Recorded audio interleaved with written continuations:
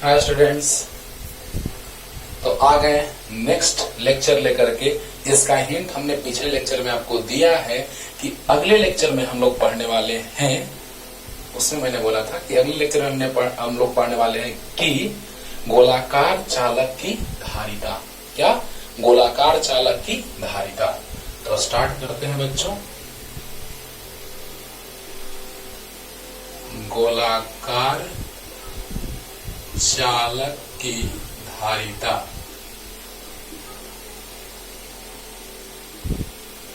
Capacitance of spherical conductor. ओहो, गोलाकार चालक की धारिता ध्यान में रखना है। वो चालक ठोस भी हो सकता है या खोखला भी हो सकता है। क्यों? क्योंकि आपको याद होगा कि ठोस या खोखला कोई भी चालक गोला हो, आवेश जब उसको दिया जाता है तो वह उसके सतह पर एक समान रूप से वितरित होता है। और दूसरा बात ये याद रखना है कि आइसोलेटेड होना चाहिए। आइसोलेटेड मतलब क्या? कि उसका संपर्क धरती से नहीं होना चाहिए।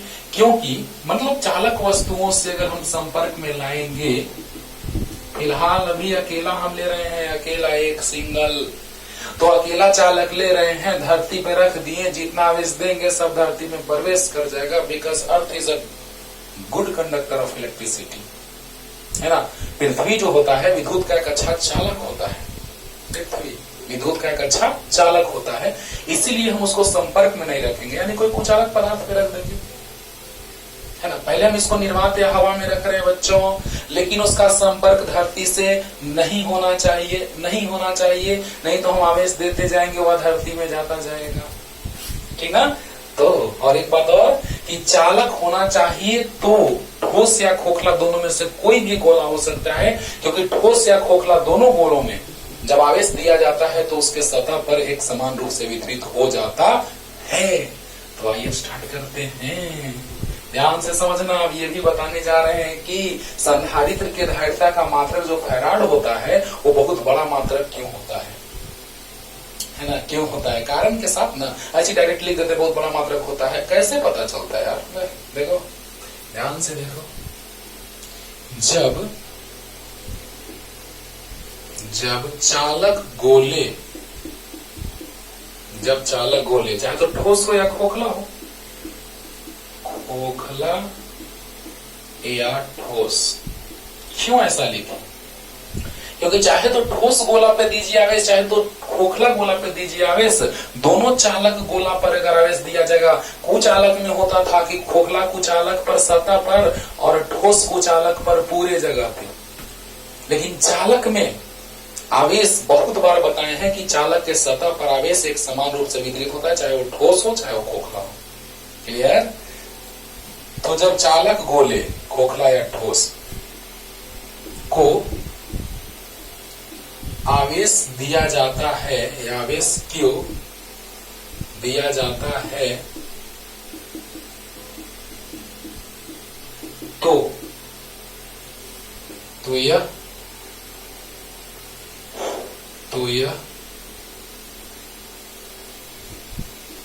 इसके सतह पर एक समान रूप से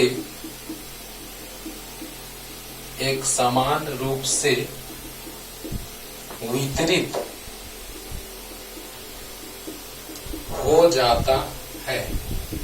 आवेश देंगे तो एक समान रूप से वितरित हो जाएगा गोला पर। चालक गोला है तो सतह पे वितरित हो जाएगा। जब चालक गोले खोखला या ठोस को आवेश क्यों दिया जाता है तो यह इसके सतह पर एक समान रूप से वितरित हो जाता है, जिसके कारण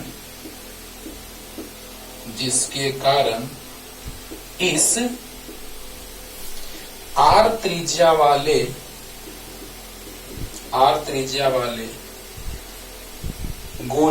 चालक गोले, ध्यान से खाली देखते रहो, पूरा का पूरा पानी पानी हो जाएगा, माइंड में फ्लो करने लगेगा। आर त्रिज्या वाले चालक गोले का विभव, गोले के सतह का विभव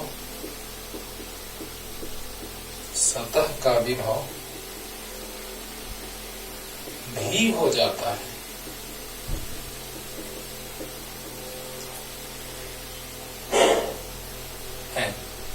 इसकी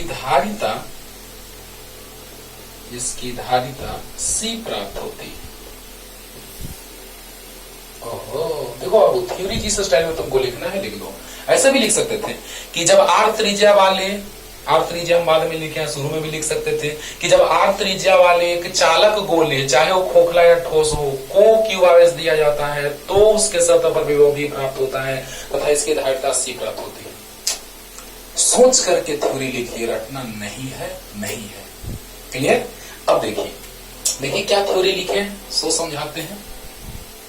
ये बात आपको याद है, विभव में हम बहुत डिटेल में पढ़ाए हैं, है ना। अब देखो ना, विभव से मिलेगा धारिता का कॉन्सेप्ट।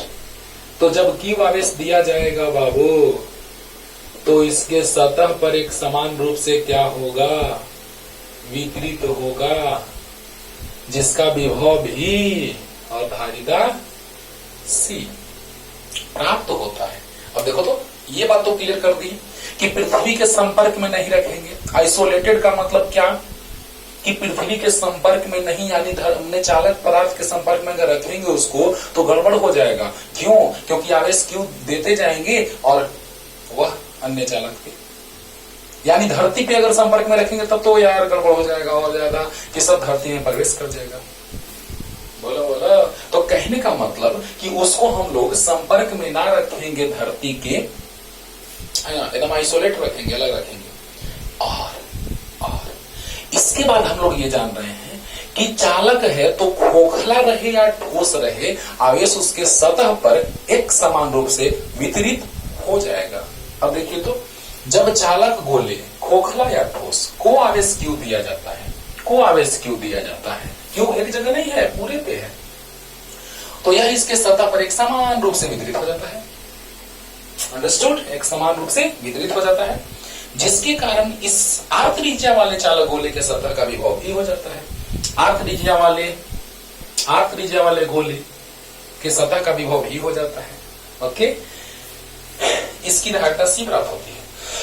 अब धारिता ही तो निकालना है। अब एक बात सुनो ध्यान से, बात में दम है। धारिता C जो आएगा वो त्रिज्या के समानुपाती आएगा। कैसे? अभी ला रहे हैं, तुरंत आ जाएगा। लेकिन ये बताओ कि इसके सतह के प्रत्येक बिंदुओं का विभव बराबर है कि नहीं है? तो है, क्योंकि त्रिज्या बराबर आवेश बराबर। तो याद है सतह के प्रत्येक बिंदु पर विभव भी आता था, V बराबर KQ बाई R, V बराबर KQ बाई R। और ये ऐसा भी व्यवहार करता था, V बराबर KQ बाई R। देखो तो, अगर त्रिज्या बड़ा R है तो इसको वैसे भी लिखते थे कि K मतलब 1/4 पाई epsilon not Q by R, इतना लिखते थे। ये ऐसा व्यवहार कर रहा है कि लग रहा है कि बिंदुवत आवेश है, तो यस सर, R दूरी पे अगर हम विभव निकालेंगे तो यही ना फॉर्मूला आएगा, 1/4 पाई epsilon not Q by R। यानी जो हम आवेश इसको दिए हैं बच्चों, वो लग रहा है कि बिंदुवत आवेश के जैसा व्यवहार कर रहा है कि नहीं कर रहा है? कर रहा है। यानी जो हम इसको आवेश दिए हैं गोला पर, वह बिंदुवत आवेश के जैसा भी व्यवहार कर रहा है, क्योंकि हम जानते हैं कि अगर गोला पर आवेश Q दिया जाए तो V बराबर होता है 1/4 पाई epsilon not Q by R। होता है कि नहीं होता? इसको मैंने डिराइव किया है विभव में, अच्छे से डिराइव किया, प्यार से उस वीडियो को देखिए। और अगर कोई बिंदुवत आवेश हो, उसके R दूरी पर उससे स्थित बिंदु पर विभव जो होता है वो होता है V बराबर 1/4 पाई epsilon not Q by R। होता है कि नहीं होता है? होता है। यानी वह बिंदुवत आवेश के जैसा भी व्यवहार कर रहा है। अब देखो, ये ऐसे बस समझा दिए आपको। अब देखिए बच्चों, ये थ्योरी एकदम क्लियर हो गया होगा। Q आवेश देंगे विभव भी हो जाएगा, त्रिज्या R है, धारिता C प्राप्त होगा। तो बताइए, हम जानते हैं कि, बोल दो रे बाबा, क्या जानते हो रे बाबा? अरे जानते तो बहुत कुछ है सर, सबका पढ़ा ही रहे हैं, लेकिन अभी क्या जानना है सो देखो। ये समवितल के जैसा भी व्यवहार करेगा, क्योंकि प्रत्येक बिंदुओं का विभव समान है। तो हम जानते हैं कि we know that, हम जानते हैं कि चालक गोले के सतह पर विभव बराबर V बराबर 1/4 पाई epsilon not Q by R। याद होगा, चालक के सतह पर जो विद्युत विभव होता है वो V बराबर होता है 1/4 पाई epsilon not Q by R। होता है कि नहीं होता है?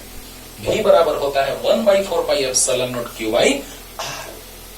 1/4 pi epsilon Q by R आपको अच्छे से याद होगा और बस काम खत्म। इसको ऐसे भी तो लिख सकते हैं Q by 4 pi epsilon naught into R। अब देखो एक और बात हम लोग जानते हैं, अगेन वी नो दैट, पुनः हम जानते हैं कि इतना इंग्लिश तो आप आराम से समझेंगे। Q बराबर C भी, तो Q बराबर C इंटू, बोलो, बल पढ़े थे कूलॉम के नियम से, बल से विद्युत क्षेत्रता पढ़े थे, विद्युत क्षेत्रता से विद्युत विभव पढ़े थे, विद्युत ऊर्जा पढ़े थे, अब विभव की सहायता से धारिता पढ़ रहे हैं। वाह रे वाह, अब एकदम मजा आएगा। ये फॉर्मूला आगे इतना काम देने वाला है बाबू। विभव प्रवणता और विद्युत क्षेत्रता में संबंध करते थे, या विद्युत विभव विद्युत क्षेत्रता में संबंध करते थे, दो तरह से इसको बोलते थे। इतना काम देगा, झकझोर के रख देगा, हिला के रख देगा एकदम, है ना, मजा आएगा, लगेगा रे वाह सर इतना इम्पोर्टेंट सर। उस समय बोले भी थे कि आगे बहुत काम देगा, संधारित्र पढ़ेंगे तो संधारित्र का फीलिंग आ रहा होगा, आज और आएगा फीलिंग। देखो ना ये भी तो स्टार्ट किए हैं रे बाबा, कि आवेश क्यों दिए, विभव भी हो गया, त्रिज्या R है, धारिता C हो गया।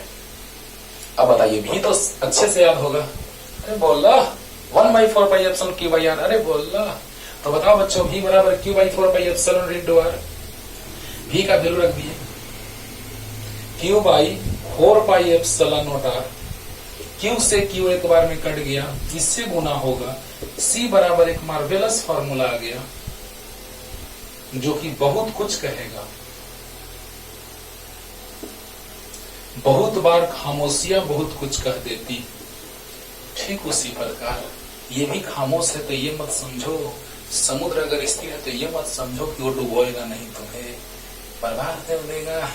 तो C बराबर 4 पाई एप्सिलॉन इंटू R, ये भी खामोश है, बहुत कुछ कह रहा है। अच्छा बताओ 4 पाई एप्सिलॉन नॉट तो कांस्टेंट है, तो बताइए कि C समानुपाती R होगा, यानी त्रिज्या जितना ही ज्यादा बढ़ाएंगे, त्रिज्या एकदम परफेक्ट वे में पढ़ा रहे बाबू, जो परफेक्ट वे सबसे परफेक्ट वे होना चाहिए और बहुत डिटेल में आपको पढ़ाया जा रहा है। बस एनसीईआरटी में बहुत शॉर्ट में दिया है, बहुत शॉर्ट में एनसीईआरटी बहुत कुछ कह देता है, इसीलिए उसको इतना इलॉन्गेट कर रहे हैं सबसे ज्यादा, है ना, बहुत ज्यादा, बस मत कहो सबसे ज्यादा, है ना। अब बताओ R अगर इंक्रीज करेगा तो C इंक्रीज करेगा। क्यों हम लोग को समांतर पट्टिका संधारित्र बनाने का बात आएगा। संधारित्र का 3 प्रकार, समांतर पट्टिका संधारित्र, गोलाकार संधारित्र, बेलनाकार संधारित्र, क्यों हमको पढ़ना पड़ेगा आगे? क्योंकि अकेला चालक से बना संधारित्र जो है उसकी धारिता जो है वो बहुत कम प्राप्त हो रहा है। अभी तुरंत मजा आएगा, देखो ना अभी। तो यहां से हमको पता चला एक बात, ऑब्जेक्टिव का क्वेश्चन बन गया कि यदि चालक, गोलाकार चालक की धारिता दोगुनी कर दी जाए तो उसकी त्रिज्या हो जाएगी दोगुनी, समानुपाती है। यदि चालक गोले की त्रिज्या दोगुनी कर दी जाए तो धारिता हो जाएगी तो दोगुनी, आधी, 4 गुनी, 5 गुनी, जो भी है। एक ऑब्जेक्टिव क्वेश्चन बन गया, तुरंत बन गया। और यहाँ से एक मात्रक भी आने जा रहा है जो भी एक ऑब्जेक्टिव क्वेश्चन जो हम पिछले लेक्चर में लास्ट में समझाए थे, इसको शॉर्ट में समझा दिए थे। अब देखिए बच्चों, Q बराबर C भी, तो C इंटू V का वैल्यू यहां से चिपका दिए, Q से Q कट गया तो C बराबर 4 pi epsilon naught into R, यानी C समानुपाती R आया कि नहीं आया? आया। यानी हम कह सकते हैं कि संधारित्र की धारिता, गोलाकार चालक की धारिता उसकी त्रिज्या के समानुपाती होती है। तो जल्दी लिख लो, एकदम क्लियर हो गया होगा अच्छे से। अभी देखो ना इसमें क्या क्या करने वाले, जल्दी।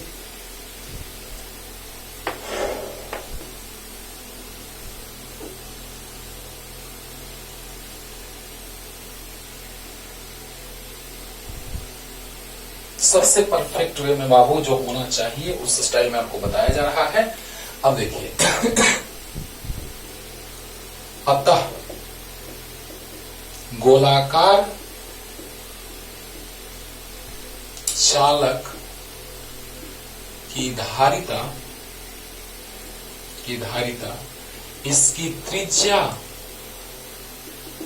के समानुपाती होता या होती है।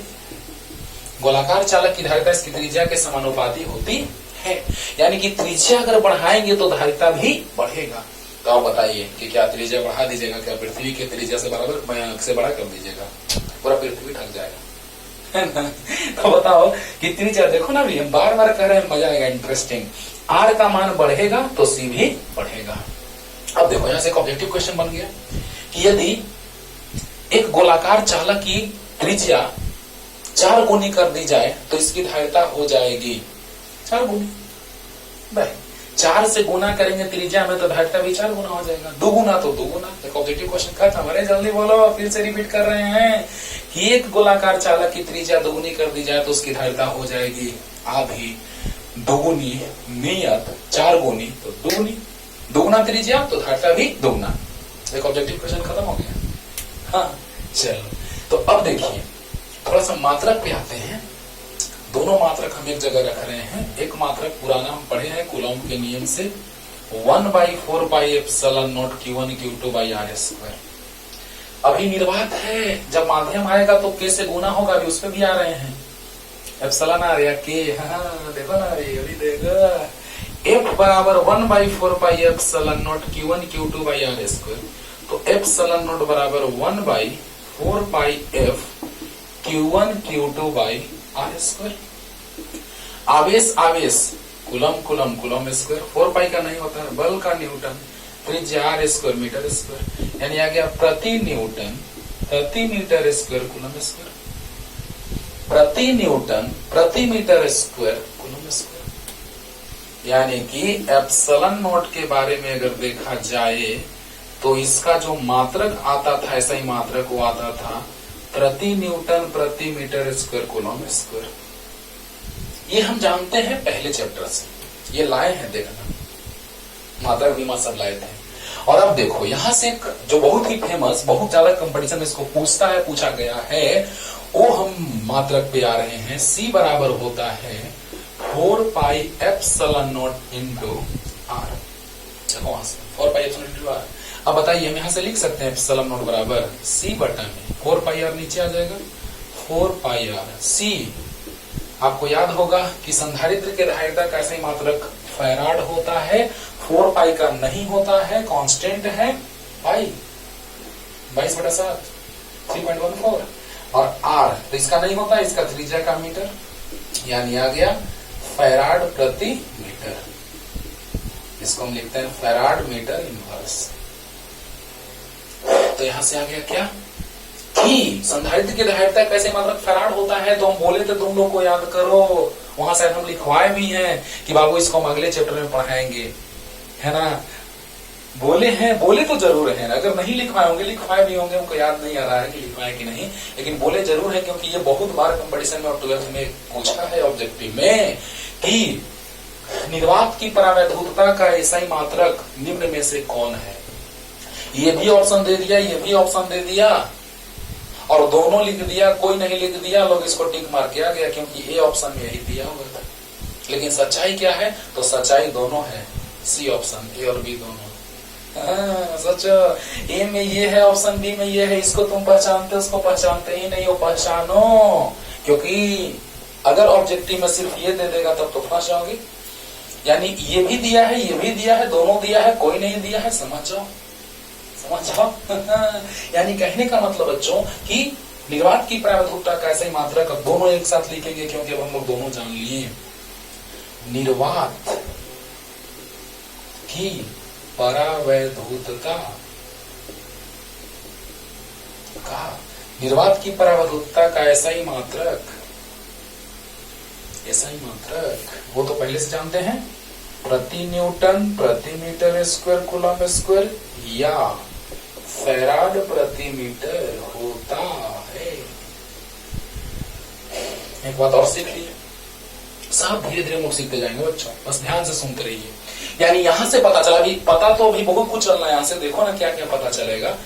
संधारित्र की धारिता का फॉर्मूला आ गया, गोलाकार चालक की धारिता, गोलाकार चालक की धारिता C बराबर 4 pi epsilon not into R, और यहां से मात्रक आ गया, त्रिज्या बढ़ाएंगे धारिता बढ़ेगा। एक मात्रक आ गया फैराड प्रति मीटर, पहले से पता था प्रति न्यूटन प्रति मीटर स्क्वायर कूलम स्क्वायर। चलिए जल्दी इतना देखिए जी, क्लियर हो गया होगा जी। हाँ अब देखो, अगर इसको माध्यम में रख दिया जाए, इसे अभी हम निर्वात में रखे थे, लेकिन जब माध्यम में रखा जाए तो क्या होगा रे बाबा? तो बस माध्यम में तो माध्यम की परावैधूतता, निर्वात में तो निर्वात की परावैधूतता, निर्वात में तो निर्वात की परावैधूतता, माध्यम में तो माध्यम की परावैधूतता। अब देखो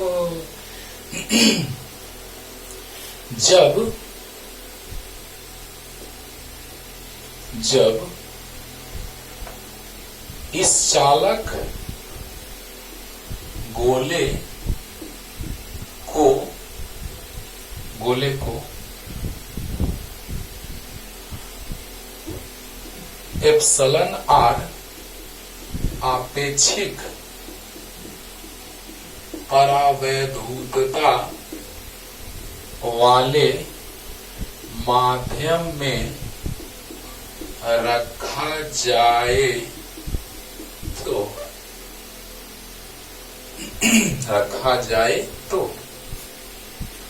ध्यान दीजिएगा, तो क्या हो जाएगा? C बराबर हो जाएगा 4 पाई एप्सिलॉन इंटू R। अरे वाह, ऐसे कैसे सर? याद करो, ये है निर्वात में रखे हैं गोला को, तो निर्वात की परावैधूतता याद कीजिए। निर्वात में रखे हैं, कैसे हम लोग निकालते थे कि दो आवेशों को जब हम निर्वात में रखते थे तो फॉर्मूला आता था F बराबर 1/4 पाई epsilon not Q1 Q2 by R square, जिसको F एयर लिखते थे, और F मीडियम लिखते थे जब मीडियम में रखते थे तो 1/4 pi epsilon Q1 Q2 by R square. Corona के प्रभाव के कारण जहां तक सिलेबस आया हुआ है वहां से मैं पढ़ा रहा हूँ, अपलोड कर रहा हूँ वीडियो यूट्यूब पे, लेकिन स्टार्टिंग से जब वीडियो अपलोड किया जाएगा पानी किया जाएगा इसको, है ना।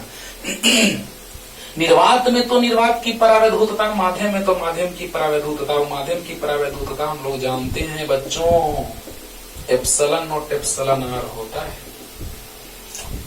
इनडायरेक्टली हम क्या कह सकते हैं कि अगर निर्वात तो निर्वात की परावैधूतता, माध्यम तो epsilon naught into epsilon R, यानी हम कह सकते हैं कि माध्यम में रखेंगे तो माध्यम की परावैधूतता। अब बताइए, C बराबर याद है 4 pi epsilon naught into epsilon R into R, और इसी एप्सिलॉन R को K भी कहते हैं। वाह, और धारिता बढ़ गया। माध्यम में रखते हैं, याद होगा माध्यम में रखते हैं तो और भी धारिता बढ़ता है। समांतर पट्टिका संधारित्र के प्लेटों के बीच हम के परावैधूत माध्यम रखे थे तो क्या आया था? C बराबर epsilon naught into epsilon R into A by D, यानी epsilon naught into K by D। जो प्रूफ आगे करना है, लेकिन हम इसको पीछे शॉर्ट में प्रूफ करके दिखाए थे, याद करो। आया? अरे कल भी लिखे थे यहाँ पे साइड में। तो परावैधूत माध्यम को बढ़ाएंगे तो धारिता बढ़ेगा। संधारित्र की धारिता को प्रभावित करने वाले कारक उसमें भी समय है। चालक की धारिता को प्रभावित करने वाले कारक कौन कौन थे?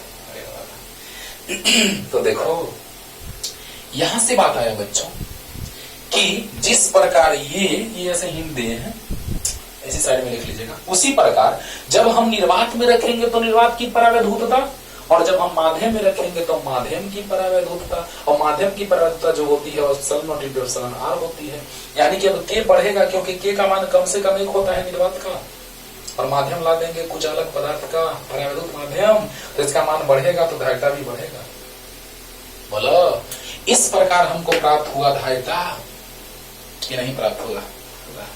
और आपको याद होगा अपेक्षिक परावैधूतता का कोई ऐसा मात्रक नहीं होता है, क्योंकि एप्सिलॉन नॉट डिफाइन होता है माध्यम की परावैधूतता, निर्वात की परावैधूतता के अनुपात को अपेक्षिक परावैधूतता कहते हैं। तो ये दोनों का मात्रक सेम होता है, तो कट के मात्रकहीन अपेक्षिक, मात्रकहीन विमाहीन। अरे वाह रे वाह, सब बताएंगे। अब बताओ बच्चों, जब निर्वात तो निर्वात की परावैधूतता और माध्यम तो माध्यम की परावैधूतता, वहां से आ गया ये फॉर्मूला, और एप्सिलॉन R बराबर K याद होगा। चाहे तो उसको कहो अपेक्षिक परावैधूतता या कहो परावैधूत नियतांक, एक ही बात था। हाँ।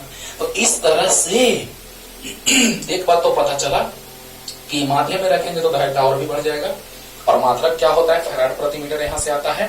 त्रिज्या बढ़ाएंगे तो धारिता बढ़ेगा, तो क्या बढ़ाते रहोगे, बहुत ज्यादा नहीं। अब उस पे आते हैं, क्वेश्चन से क्लियर करते हैं इसको जल्दी जल्दी।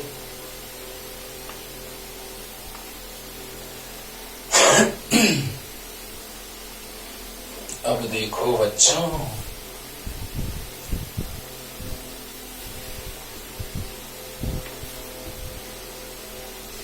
तो जो नहीं है तो कुछ भी नहीं है, माना। देखो यहां से हम लोग बात कर रहे हैं, तो जो नहीं है तो कुछ भी नहीं है। पढ़ाई का बात कर रहा हूं मैं। पढ़ाई अगर आपके साथ है तो बहुत कुछ है। हाँ, तो ध्यान दो बच्चों, यहां पर हम लोग बात कर रहे हैं क्वेश्चन लेके। क्वेश्चन सब क्लियर करेंगे कि फैराड क्यों बहुत बड़ा मात्रक होता है। तो उस गोलाकार चालक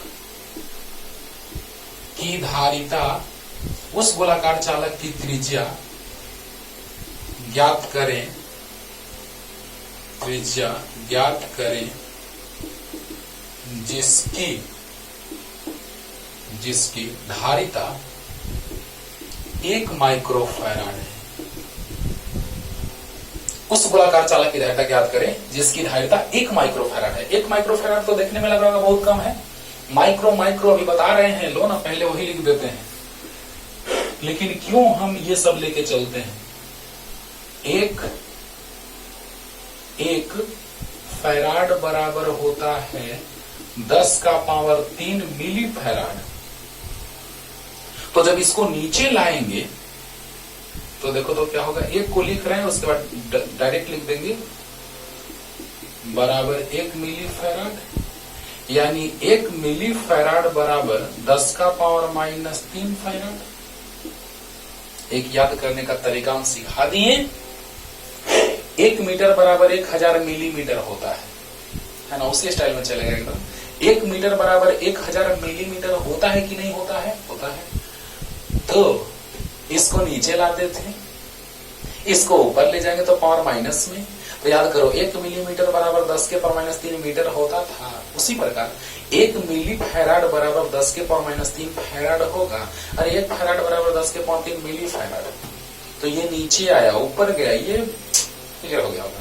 तो 1 मिली फैराड 10 के -3 फैराड। अब डायरेक्ट लिखेंगे बाबू, ये ए नंबर मान लो, बी नंबर। 1 माइक्रो फैराड बराबर 10 का पावर -6 फैराड। क्यों ये सब, आखिर क्यों, समझा रहे हैं।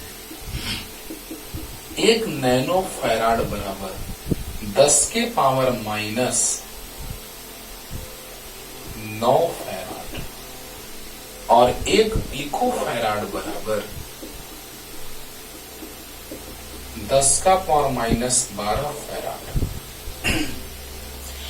1 मिली फैराड 10 का power -3 farad, 1 micro farad 10 -6 farad, 1 nano farad 10 -9 farad, 1 pico farad 10 -12 farad.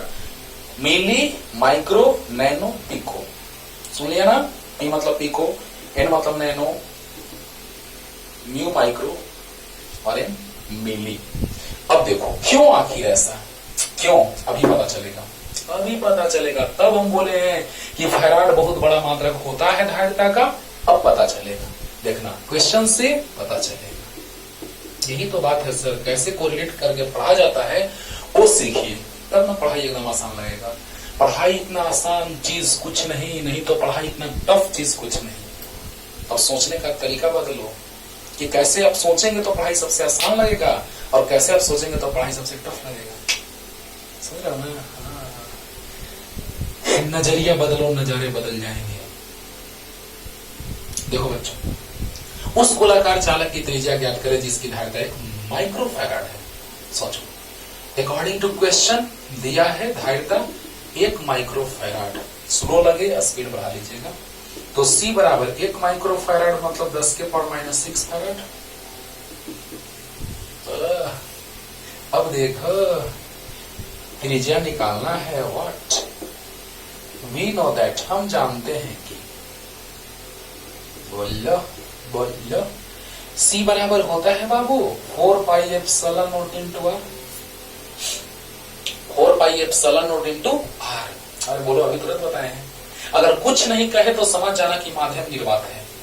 अगर कुछ नहीं कहे, क्योंकि अगर माध्यम रहता तो दिया रहता कि माध्यम की अपेक्षित परावैधुता या परावैधुत नियतांक दिया रहता, राइट। तो देखिए C बराबर होता है 4 pi epsilon naught into r. अब देखो जी बाबा, इसको ऐसे लिख सकते हैं, देखना तो, क्योंकि C दिया है तो ऐसे लिख सकते हैं, देखो तो 1/4 पाई एप्सिलॉन नॉट इंटू C बराबर आर। इसको नीचे ला दी तो 1/4 पाई एप्सिलॉन नॉट इंटू C बराबर आर। तो बताइए बच्चों कि R बराबर आ गया, इसका मान होता है 1/4 पाई एप्सिलॉन नॉट का 9 इंटू 10 टू दी पावर 9। याद है 1/4 पाई एप्सिलॉन का मान बहुत बार पुट किए हैं क्वेश्चन बनाने के दौरान। तो बताइए 9 इंटू 10 टू दी पावर 9 और C का मान 10 टू दी पावर -6। अब बताइए जब दोनों मल्टीप्लाई होगा तो पावर ऐड होगा, 9 प्लस -6 यानी 3। अरे वाह, 9 देखो तो 10 के पावर 3 मीटर मतलब 1 किलोमीटर यानी 9 किलोमीटर। अरे इतना को 1 किलोमीटर लिख सकते हैं बाबू। ओहो, आंसर आ गया। और आंसर से हमको एक शिक्षा प्राप्त हुई है ना। क्या शिक्षा प्राप्त हुई, ध्यान दीजिएगा।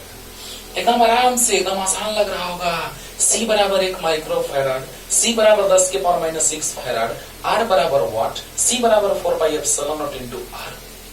तो इसको हम नीचे ला दिए, क्योंकि 1/4 पाई एप्सिलॉन का मान होता है 9 × 10⁻9। C का मान दिया हुआ है क्वेश्चन में, तो ऐसा ही मात्रक में, ये सही मात्रक के रूप में होता है इतना मान, और C का मान 10 × -6, तो 9 × 10 के पावर 3 यानी कि 9 किलोमीटर, क्योंकि इतना होता है 1000 मीटर बराबर 1 किलोमीटर। तो बताइए 9 किलोमीटर। अरे वाह, सिर्फ हमको 1 micro farad, mind it MBBI, इस पे गौर करना। एकदम आंसर आ गया, आंसर आ गया। और उससे क्या शिक्षा मिला, सो देखिएगा। 1 माइक्रो फैराड धारिता के लिए जो गोला हमको चाहिए उसका त्रिज्या है 9 किलोमीटर, यानी व्यास हो गया 18 किलोमीटर। D बराबर 2R होता है। फील करो, रट के पढ़ोगे कब तक, बर्बाद हो जाओगे तब तक। सोच के पढ़ो। D बराबर 18 किलोमीटर, यानी कि हमको धारिता चाहिए 1 माइक्रो फैराड, तो त्रिज्या हो, व्यास हो जाएगा 18 किलोमीटर, यानी 18 त्रिज्या गोला लोगे तो त्रिज्या सिर्फ लोगे कि व्यास इतना जगह घेरेगा। ध्यान देना, अगर हमें गोला लेंगे तो त्रिज्या इतना जगह घेरेगा कि व्यास इतना, यानी 18 किलोमीटर ऊपर अगर सतह पे रखेंगे तो 18 किलोमीटर चला जाएगा ऊपर, और 18 किलोमीटर इधर दूरी बन जाएगा। दोनों के बीच की दूरी 18, सतहों के बीच की दूरी 18 किलोमीटर, 18 किलोमीटर, यानी सोचो 18 किलोमीटर ठीक ठाक दूरी होता है। उतना बड़ा गोला रखोगे और धारिता प्राप्त होगा 1 माइक्रो फैराड। समझ रहे हो, है ना, समझ रहे हो ना। यानी कि बर्बाद बिना मतलब का उतना बड़ा हम गोला ले लिए, उतना बड़ा चाला गोला लेंगे, इतना खर्च होगा और पता चलेगा कि 1 माइक्रो फैराड धारिता प्राप्त हो रहा है। बर्बादी का ये कारण है ना, समझ रहे हो। यानी कि धारिता जो है, सोचो धारिता बहुत बड़ा हुआ कि नहीं हुआ मात्रक, क्योंकि माइक्रो से धारिता का फैराड जो हुआ बहुत बड़ा मात्रक हुआ, क्योंकि माइक्रो फैराड से जब ये हाल है तो फैराड से तो पृथ्वी को घेर लेगा पूरा, पृथ्वी से भी बड़ा आकार आ जाएगा। फैराड ले लेंगे 1 फैराड, तो अभी दिखाते हैं कि पृथ्वी की धारिता कितनी कम आती है, बहुत कम, है ना। अब सोचो फैराड अगर हम लोग ले लेंगे तो पृथ्वी के त्रिज्या से भी बहुत ज्यादा आ जाएगा, बहुत ज्यादा। अब सोचो क्या हम कहना चाहते हैं, अब बताओ पता चला कि नहीं चला कि माइक्रो फैराड में लिए तो 18 किलोमीटर त्रिज्या आया, यानी धारिता का जो ऐसा ही मात्रक फैराड है वो बहुत बड़ा मात्रक है कि बहुत छोटा मात्रक, तो बहुत बड़ा मात्रक। सोचे कैसे, क्यों हम लोग ये सब यूज कर रहे हैं, पता चला, एकदम आसान लगा होगा, क्लियर हो गया? अब एक चीज सीख ली क्या? अब देखो क्या लिख रहे हैं एमबीबीआई पॉइंट में कि उसी एमबीबीआई पॉइंट में नीचे तो ऐसे ही बस समझाने के लिए लिखे हैं कि संधारित्र के धारिता का एसआई मात्रक फैराड बहुत ही बड़ा मात्रक है, अतः छोटे मात्रकों मिलीफैराड, माइक्रोफैराड, नैनोफैराड तथा पिकोफैराड इत्यादि का प्रयोग किया जाता है।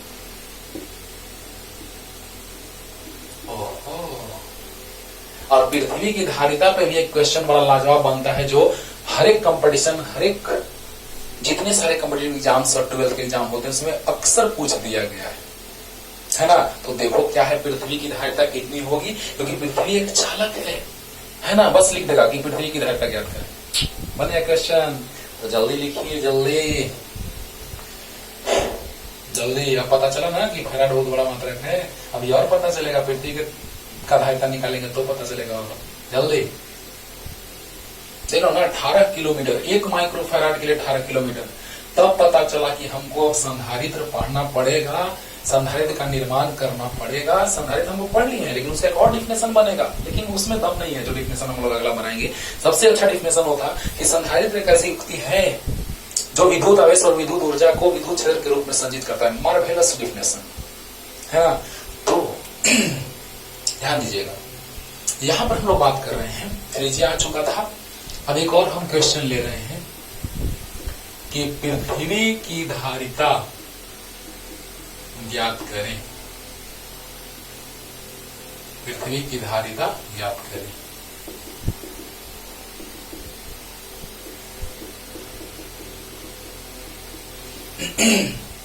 सोचिएगा बच्चों, इतना ही क्वेश्चन है।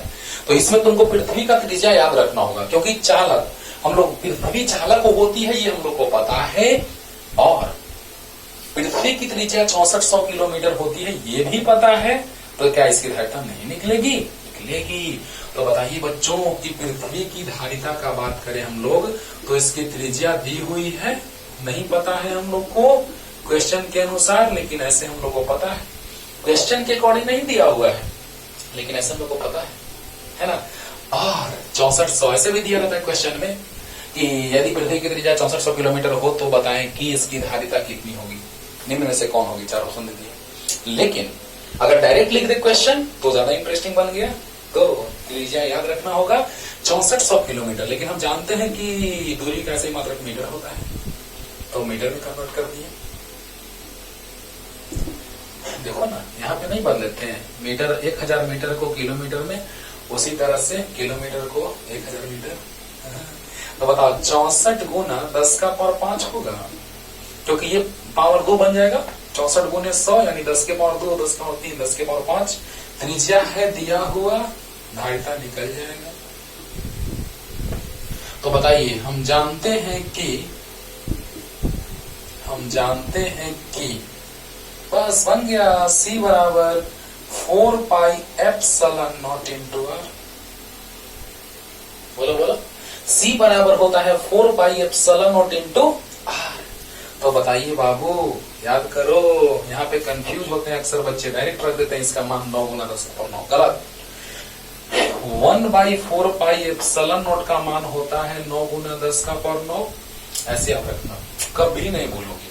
1/4 पाई एप्सिलॉन का मान होता है 9 गुना 10 का पावर 9। होता है कि नहीं होता है? तो जब इसको नीचे लाएंगे तो ये ऊपर जाएगा, यानी कि 1/9 गुना 10 का पावर 9 बराबर 4 पाई एप्सिलॉन नॉट।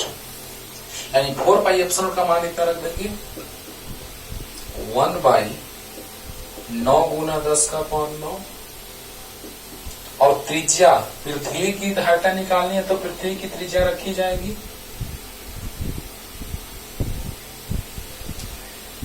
ओके, हाँ, जानते हो ऐसे ही छोड़ दो, आसानी होगा सोल्व करने में। जैसा कि हम फ्यूचर देख रहे हैं ऐसे ही रहने दो, गलत नहीं है, परेशानी होगा, टाइम लगेगा ज्यादा, आपको कुछ नहीं है। यहाँ के बाद ही सोल्व करेंगे, फिर 100 से मल्टीप्लाई 100 से डिवाइड करना पड़ेगा। उससे अच्छा है कि यहाँ ऐसे ही छोड़ दो इसको, देखना कितना फायदा होगा, डायरेक्ट आ जाएगा, देखो नहीं पता चलेगा। एक तुम ऐसे लेके कैलकुलेट करना और एक ऐसे लेके कैलकुलेट करना, इससे ज्यादा आसानी होगा। तो 64 100 गुना 10 का पावर 3, देखो कैसे डायरेक्ट आ रहा है। तो C बराबर, अरे बोलो इसका मान रख दिए 1/9 गुना 10 का पावर 9, त्रिज्या 64 100 गुना 10 का पावर 3 मीटर। तो देखिए तो जरा सा ऐसे लिख सकते हैं 64 100 बटा 3 गुना 64 9 ना 64 100 बटा 9 गुना 10 का पावर, देखो तो -6 लिख दें, फैराड, धारिता का फैराड।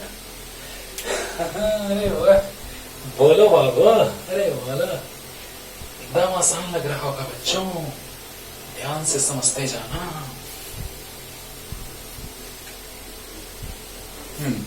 तो C बराबर 64 100 बटा 9, 10 के पावर 3 और ऊपर जाएगा तो -9, तो -6 बचेगा और इसको हम माइक्रो फैराड कह सकते हैं। तो कितना आ गया 9 सते 63 63 और एक बचा 9 एकम 9, फिर एक बचा, फिर 9 एकम 9, फिर एक बचा, फिर पॉइंट एक जाता रहेगा, छोड़ दो इतना ही लगभग, और इसको माइक्रो फैराड कह दें। लो ना, भाग देके लिख देते हैं माइक्रो फैराड। अक्सर आप बुक में लिखे हुए देखते होंगे कि 711 माइक्रो फैराड जो होती है वो पृथ्वी की धारिता होती है। अरे रे, माइक्रो में है, फैराड में नहीं है, माइक्रो फैराड में है। सोचो इतने बड़े पृथ्वी की धारिता इतना है, और हम लोग बहुत सारे ऐसा संधारित्र बनाते हैं जिसकी धारिता इससे ज्यादा रहती है ना। बहुत सारे संधारित्र हम लोग ऐसे बना सकते हैं जिसकी धारिता बहुत ज्यादा रह सकती है। तो बताइए बच्चों, वो धारिता का निर्माण 3 तरह से किया जाता है: समांतर पट्टिका संधारित्र, गोलाकार संधारित्र, बेलनाकार संधारित्र। बोलो, अब तुमको चाहिए 2 फैराड का धारिता संधारित्र, 2 फैराड का चाहिए तो क्या पृथ्वी के आकार से बड़ा गोला लोगे, पृथ्वी ढक जाएगा। सोचो सोचो क्या हो रहा है। ये सोल्व किए, सोल्व तो करने आता होगा। 9 सते 63, 1 9 एकम 9, फिर 1 9 एकम 9, फिर 1 9 एकम 9, ऐसे ज्यादा रहेगा, जो लगभग 711 माइक्रो फैराड होगा कि नहीं होगा? होगा। अब देखिए बच्चों, यहां से हमको पता चला कि पृथ्वी जो है उसकी धारिता आया 711 माइक्रो फैराड, डायरेक्ट आएगा ऑब्जेक्टिव में। पृथ्वी की धारिता होती है, 4 ऑप्शन है, डायरेक्ट याद कर लो इसको, 711 माइक्रो फैराड। ओके, तो ये भी एक ऑब्जेक्टिव क्वेश्चन बन गया, और सब्जेक्टिव तो सामने है, कैसे बना, 2 मार्क्स का आपके एग्जाम में बोर्ड में आ जाएगा, आराम से आप बना सकते हैं। कंपटीशन में तो डायरेक्ट ऑब्जेक्टिव पूछेगा, आराम से है ना। अब एक और एग्जाम्पल हम लोग ले लेते हैं कि अगर 2 संधारित्र है ना, बस 2 संधारित्र दे दिया है ना, दोनों पर आवेश समान है,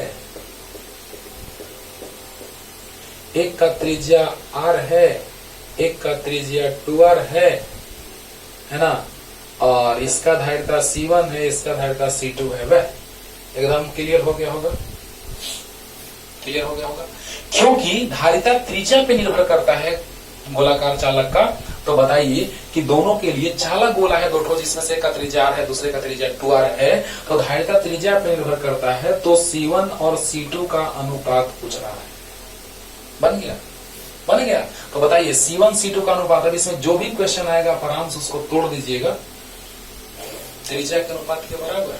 तो इसकी त्रिज्या हम मान लेते हैं R1 और इसकी त्रिज्या मान लेते हैं R2। इस पर कंपटीशन में एक से क्वेश्चन आगे चलेंगे तो कंपटीशन में इस पे एक से क्वेश्चन आए हुए हैं कि धारिता जो है त्रिज्या के अनुपात के बराबर, यानी धारिता का अनुपात त्रिज्या के अनुपात के बराबर, यानी R1 कैसे, देखो C1 याद है, C1 बराबर होता है 4 पाई एप्सिलॉन R, R माने R1, और दूसरे के लिए हो जाएगा C2 4 pi epsilon not R2, यानी 4 pi epsilon not R1 by 4 pi epsilon not R2 cut गया, यानी C1 बाई C2 बराबर R1 बाई R2। अब R1 बाई R2, तो R1 कितना है? R है। R2 कितना है? तो 2R है, यानी 1 बाई 2 आ गया। यानी हम लिख सकते हैं कि C1 अनुपात C2 जो आया वो कितना गया बच्चों? 1 अनुपात 2। स्पीड स्लो लग रहा होगा, आराम से देखिएगा, स्पीड बढ़ा करके एकदम समझ में आ जाएगा। जिस स्पीड तक आप समझ सकते हैं अच्छे से आराम से देखिए। तो बताइए C1 त्रिज्या R1, तो यहां से एक फार्मूला भी आ गया, C1 by C2 R1 by R2 आ गया, एक फार्मूला भी तैयार हो गया, C1 बाई C2 बराबर R1 बाई अरे बोलो R2। यानी यहां से एक फार्मूला हम लोग लिख सकते हैं, C1 बाई C2 बराबर R1 बाई R2, जो आगे ये काम देगा। याद रखना, C1 बाई C2 बराबर R1 बाई R2, क्योंकि C1 होता है 4 पाई एप्सिलॉन R1, C बराबर 4 पाई एप्सिलॉन R, यानी C1 4 pi epsilon R1, C2 4 pi epsilon R2। चलो तो बताओ बच्चों, C1 बाई C2 तो 4 pi epsilon not R1 by 4 pi epsilon R2। Okay, तो बताइए कि R1 है R और R2 है 2R 1 बाई 2, यानी C1 अनुपात C2 1 अनुपात 2। तो इस तरह से हम लोग देखें कि संधारित्र के धारिता का जो अनुपात आया वो 1 अनुपात 2 आया। आराम से आप इस पे क्वेश्चन बना सकते हैं, लेकिन क्या इस संधारित्र से काम चल जाएगा? डेली लाइफ में जो यूज में आने वाले हैं रेडियो वगैरह इलेक्ट्रॉनिक डिवाइसेस, क्या ये संधारित्र से काम चलेगा? 2 माइक्रोफैराड का संधारित्र चाहिए तो क्या पृथ्वी के त्रिज्या से बड़ा गोला बना दोगे? नहीं। यानी कि अब वहां से बात आया कि जब इस गोले से काम नहीं चल सकता है तो हम लोग 3 तरह का संधारित्र पढ़ेंगे, संधारित्र के प्रकार। यहां से भी एक डिफिनेशन बनाएंगे, लेकिन उस डिफिनेशन में उतना दम नहीं है। जो डिफिनेशन हम शुरू में लिखवाए हैं वो मार्वेलस है कि संधारित्र एक ऐसी युक्ति है जो विद्युत आवेश और विद्युत ऊर्जा को विद्युत क्षेत्र के रूप में संचित करता है। लेकिन यहां पर हम लोग पढ़ेंगे अब कि एक बड़ा गोलाकार धारिता से काम नहीं चलने वाला है, क्योंकि हमको धारिता चाहिए बहुत ज्यादा और इससे आ रहा है बहुत कम, फंस जाएंगे। धारिता बहुत ज्यादा चाहिए, आ रहा है बहुत कम, फंस गए। तो उससे बचने के लिए हम 3 तरह के संधारित्र पढ़ेंगे। देखो आ रहे थोड़ा सा, बहुत ज्यादा बड़ा लेक्चर हो जाता है तो आप बकाने लगते हैं, तो बस प्रकार लिख करके और सिद्धांत अगले लेक्चर में लेके आते हैं। जो हम समझा दिए हैं सिद्धांत, ये समझाए थे कि सिद्धांत हम अगले लेक्चर में लेके चलेंगे, ऐसा कुछ। इस पर आवेश प्लस प्रेरित हो रहा था तो इस पे माइनस, अरे हम लोग ऐसे भले लिख देते हैं, लेकिन सच्चाई ये है कि इस पर प्लस है तो इस पर माइनस प्रेरित होगा, तो इस पर प्लस, और इसको भूमिगत करेंगे तो आवेश धरती के अंदर चला जाएगा, और इस प्रकार संधारित्र का निर्माण होता है। ये सिद्धांत है, लेकिन बस प्रकार आज लिख दे रहे हैं, अब सिद्धांत पे अगले दिन जल्दी बस सिर्फ प्रकार लिखते हैं और अगला पहला हेडिंग दे करके छोड़ देते हैं जो अगले लेक्चर में। तो संधारित्र के प्रकार, संधारित्र के प्रकार ये अगले लेक्चर में ही, बस इसको हम हिंट दे रहे हैं, नहीं तो फिर सेपरेट एक लेक्चर हो जाएगा उसका, नहीं तो फिर आधा पार्ट इसमें रह जाएगा, आधा पार्ट उसमें रह जाएगा, इसलिए बस बोल देते हैं सिर्फ। अगले लेक्चर में हम लोग पढ़ने वाले हैं संधारित्र के प्रकार। 3 तरह के संधारित्र होते हैं, समांतर पट्टी का संधारित्र, पैरेलल प्लेट कैपेसिटर, दूसरा है गोलाकार संधारित्र स्फेरिकल कैपेसिटर, और तीसरा है बेलनाकार संधारित्र सिलिंड्रिकल कैपेसिटर, है ना। तो ये टॉपिक हम अगले लेक्चर में लाते हैं, तो फिर आधा इसमें रह जाएगा, आधा उसमें रह जाएगा, गड़बड़ हो जाएगा। इसलिए तब तक पढ़ते रहिए, और लेक्चर भी ज्यादा बड़ा हो जाता है, आप बताने लगते हैं। तो इसको पूरा का पूरा कॉन्सेप्ट तोड़ दिए, पूरा पढ़िए अच्छे से। तब तक के लिए टाटा बाय बाय।